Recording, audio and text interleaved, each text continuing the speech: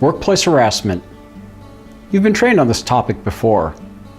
You've learned that there's quid pro quo harassment, this for that, and you've learned about hostile work environments.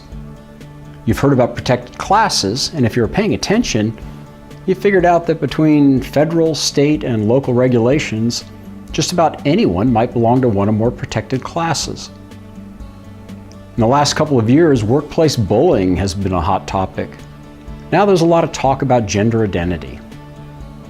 Workplace harassment, quid pro quo harassment, hostile work environments, workplace bullying, gender identity. I think we're making it more complicated than it needs to be. What we're talking about is workplace civility. Civility is a funny word. Seems like an old-fashioned concept. Google it and you'll get the following definition. Civility, formal politeness and courtesy in behavior or speech.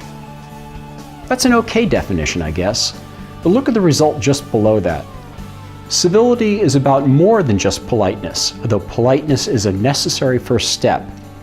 It is about disagreeing without disrespect, seeking common ground as a starting point for dialogue about differences, listening past one's preconceptions and teaching others to do the same. Wow. Let's think about this. Civility is about respect. That makes it hard. You can't just show up at work tomorrow and see everyone as perfect. They're not. But here's a heads up. They're not all convinced that you're perfect either. So showing respect for someone does not mean that that person has to be perfect. Here's another thought. A lot of us are pretty thrifty when it comes to showing respect. We respect top athletes or successful media personalities, but then we run out of names. That's insane. Everyone has a story, something that makes them interesting, something that makes them worthy of respect. What's nice is that most of your coworkers aren't bragging about their past accomplishments, filling their cubicles with their high school trophies.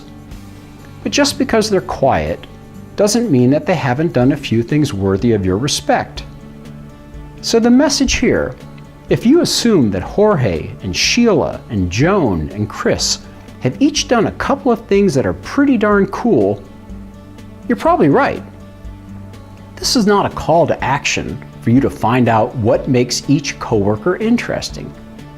It's a call to action to realize that people who are not in your social circle are nevertheless quite possibly interesting, quite possibly worth your respect. So give it to them. Treat everyone like you would like to be treated, with respect. Now I'm going to complicate things a bit. There's something called workplace culture that can't be ignored.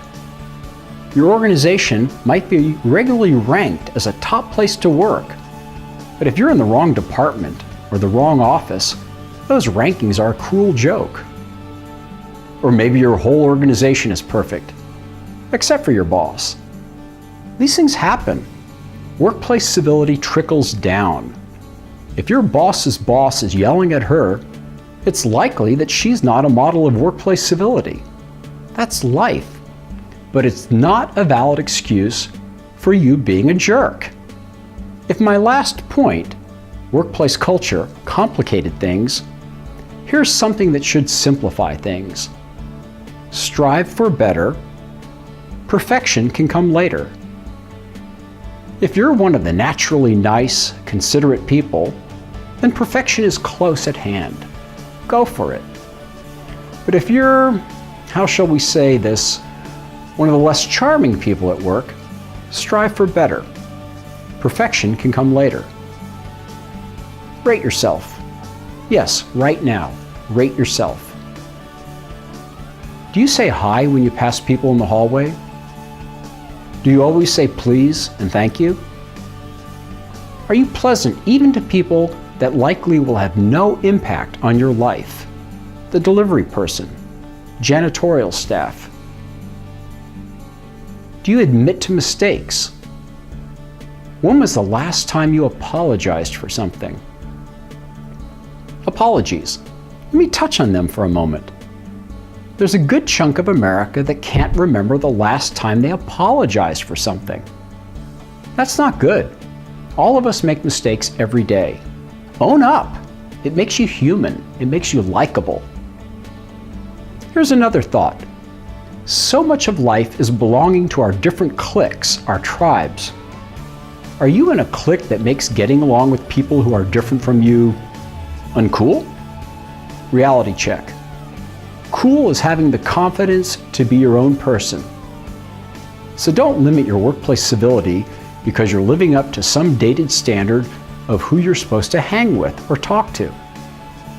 Okay, this is supposed to be a 6-minute video, so let me wrap this up by bringing the conversation back to workplace civility. Instead of me listing a bunch of things for you not to do at work, let me list one thing for you to do at work. Show respect. Thank you.